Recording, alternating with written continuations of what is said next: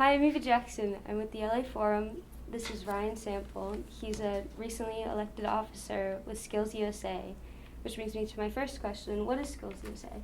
So SkillsUSA is a CTSO, kind of like we have BPA and then there's also TSA and a couple others like that, and we work directly with them. But the difference between SkillsUSA and those others like that is that it's an industry leadership program, and what that means is that it has a heavy focus on what you do inside your industry, and there's multiple different industries, which is what you would go to VOTEC for. But then there's also an emphasis on learning how to become a manager or administration member. So that's kind of what the SkillsUSA officer program is about, is learning those real life leadership skills to be able to lead a team, lead an office, or even just lead one-on-one. It gives you motivational skills, a lot of talking to people, shaking hands and smiling. But it's really good if you want to kind of just branch out and push yourself to your limit and see how professional and how adult you can become at the ripe age of 16.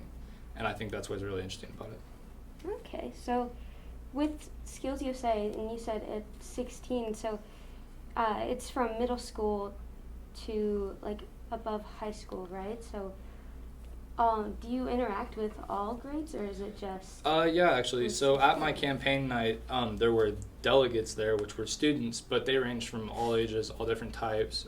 My platform for what I campaigned on was adapted education, which basically just meant I wanted to kind of speak for those people who felt like they didn't really have a voice and their only voice was through some sort of IEP. And that's not the way it has to be. So I talked to a lot of different people. I talked to people with learning disabilities. I talked to younger people. I talked to adults.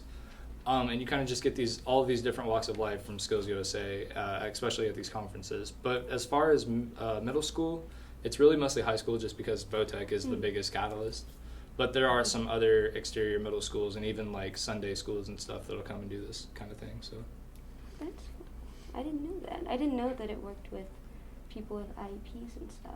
yeah, it works with pretty much everybody, even adults all the way up to, seniors. There were some people there who were going to nationals for cabinet making, plumbing, even line worker, which is newer, all kinds of stuff, all kinds of ages. So do you guys do like charity work as well as conferences and things? Okay, actually, yeah. So at State, we went to the Tulsa Food Drive, but not necessarily. It's always like worked in with some sort of charity. We have different events throughout the year that are just for charity. Like we have a district fundraiser, which is, I believe it's a food drive or a can drive, and that happens just at the VOTEC, kind of like we have at high school. As far as like field trips to go do community service work, we don't necessarily do that because as a state officer, you're kind of doing less of the member stuff and more of the administration stuff. So instead of going to the fundraiser, I would probably host the fundraiser, do the budget for it, do all of the inner work behind it. I'm the PR team, I'm the market team, I'm also the person who's going to be there speaking. So you kind of are every role as an officer. Okay, so you have a big role as an officer. So Yeah. so as an officer, do you have like the authority to? So you have some level of authority as an officer. I mean, of course, there's still your advisors and your teachers and people like who you have to kind of answer to, but it's not necessarily authority as much as it is responsibility.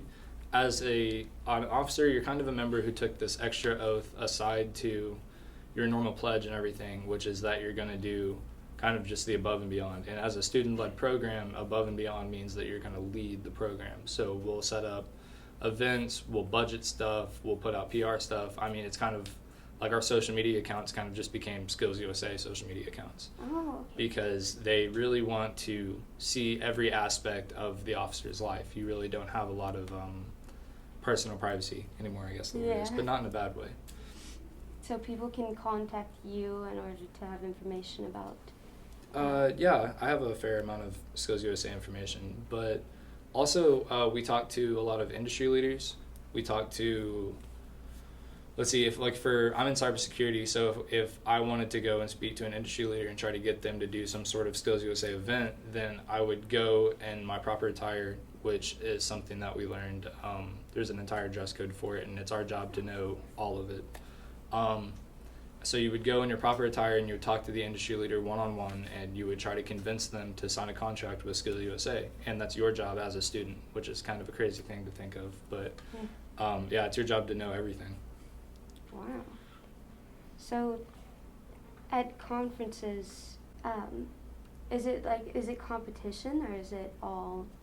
Yeah, even our leadership conferences where you're kind of just learning different seminars and you're going to different expos and stuff, it's still all very competition based, which is a lot of the reason why Skills USA is really palatable to a lot of people, because it doesn't have that kind of school feel like a lot of other CTSOs have, like BPA, where you really get to go out there and do what it is you want to do. Like in cybersecurity, I got to do an industry competition where I sat in front of a computer for 6 hours and did real-time security analysis while sitting behind a Boeing 747 airplane. That was crazy. Yeah. And that's something you don't get from a lot of other places besides Skills. And I think that adding that industry level and seeing all of these different things that you can do on top of the leadership stuff is what makes Skills so much more enjoyable to go to the conferences. So would you recommend this to younger people who are trying to get into like educational things for their career tech? Yes, yes. Skills USA, even if you don't want to necessarily do it to get into your industry and just want to break out of your shell, there's district officers and district and state officers. It's kind of like a level. So your district is in charge of your chapter stuff, like any basic school assembly and stuff like that. And then you have your state and then your national, and that's basically the levels. But as a district officer, you still have to go to SLI or Summer Leadership Institute, and they will put you through the ringer. I mean, if you want to become a better public speaker, a motivational speaker, if you want to be able to perform in large groups of people or one-on-one better, just go to Skills. That's all I can say is just go to Skills for everything. Their conferences are fun. It never really feels like you're doing a school event when you're there, because you're being hosted with Chick-fil-A and you're playing games pretty much the entire time, and then you don't really realize that just because you and a bunch of people are standing on a rug while trying to get the rug flipped over without stepping off of it, that you're building those team bonding skills, but you are. And you can kind of see it. I mean, I made a lot of friends from Skills USA that I didn't think I was going to make or wouldn't expect to make necessarily. And through those team bonding skills is kind of where you find out that. Wow. So is it like, are there a bunch of people from like your school that go there as well, or did you have to branch out a lot there? So already going to Votech, you branch out quite a bit because there's very few people in your class who are from your home school. But then even after you've already branched out to Votech, there's all of these other career techs out there. And I should say career tech, not Votech technically. But there's all these other career techs out there. Like on my state officer team, I'm the only person just from Little X, but I'm not the only person from Mid-America. There's one other officer, and there's 8 of us. And seeing all of these different walks of life, all these different career tech centers, whether they're big, small, like there's Tulsa Riverside, which is huge, and then there's Mid-America, or even smaller, there's Plunkett City Tech, which is like tiny. And it's just crazy to see all these different mindsets, all these different type of go-getters and where they come from and their stories, and you really don't get that anywhere else besides the CTSO, more specifically Skills. Yeah. So what would you say to anyone who's like wanting to join and do it? Just do it. One thing about Skills is that it's going to seem really formidable and scary at first, but if you kind of just take that first leap and print your first resume and turn it in and kind of just like seal the deal that you're going to do Skills, then you'll never look back.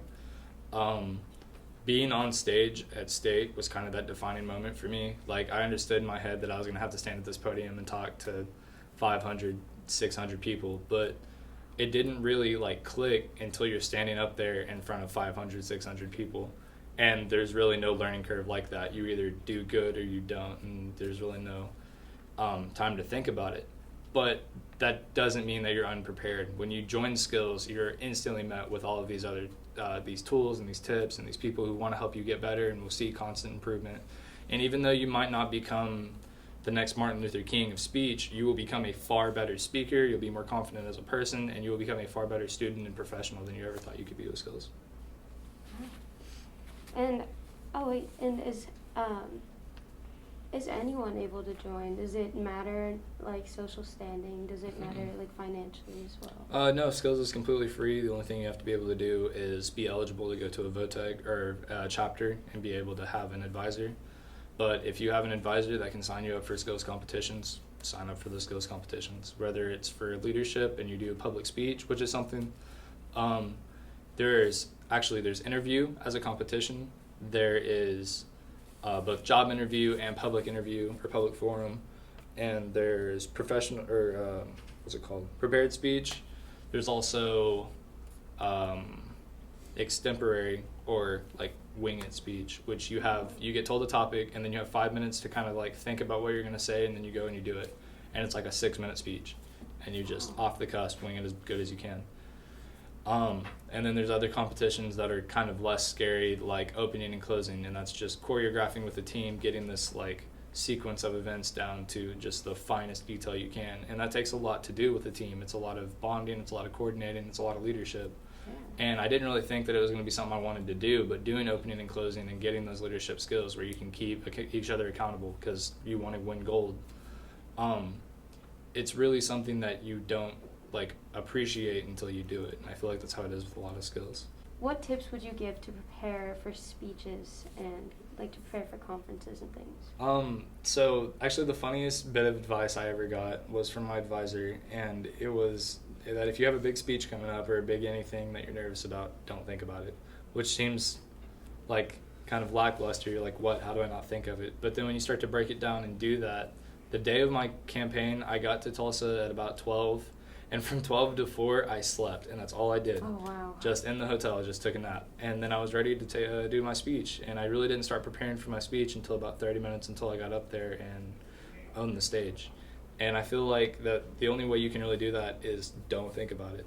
Because if you give yourself all this time to overthink, then you're going to do bad. But we have a couple sayings that we learned at our first round of training, and that was take the first exit when you're in your speech. When you feel like you've made all your points, just stop there and just kind of find your exit, I guess is the way to say it. And then other than that, smile and wave, which sounds kind of funny, but always try to be charming both on camera and in person. Be personal and make it about them, which is something that's kind of hard to do, especially when you're in an interview about yourself. But if you can find a way to relate back to the person, they're going to have a more personal connection with you, and those personal connections is how you build strong foundations to be professional with each other and build those strong foundations to become a stronger team and be more successful. So. Wow, and that's wild. Like 600 people and you slept before. Yep. I've never spoken in front of anybody before, and then they're just like, all right, you said you could do it. Let's see what you got. And then there was all the coordinating that went into the campaign as well. I had a $100 budget, and I used every bit of that $100. I had to find my own handouts. I had to make my own speech. It was a 3-minute speech, and that's all it could be was 3 minutes. I had to make a poster, like a big 2-foot by 3-foot picture. Now I see it every day at Votech. Wow. It was a lot of stuff. It was a lot of maturing really fast because it was completely on your shoulders. And then on top of that, I had a campaign manager who I met the night of, and then you had to instantly put some sense of responsibility on them as well. And that instant taking that jump of trust has taught me a lot in life, I think, as far as being professional, because even though you think you're not ready or willing to trust somebody, you have no choice. So you just I had to put my faith in that person, and I didn't regret it at all. So I think that overall, what could be said about being a SkillsUSA officer or being in SkillsUSA is that if you want somewhere where you can go to kind of let loose, be yourself with no type of judgment, learn what you're good at, learn what you're not good at, and improve and become a professional, then you'll become a better civilian and citizen in life. So join Skills. Join Skills. Join Skills. Thank you so much. Yeah, thank you.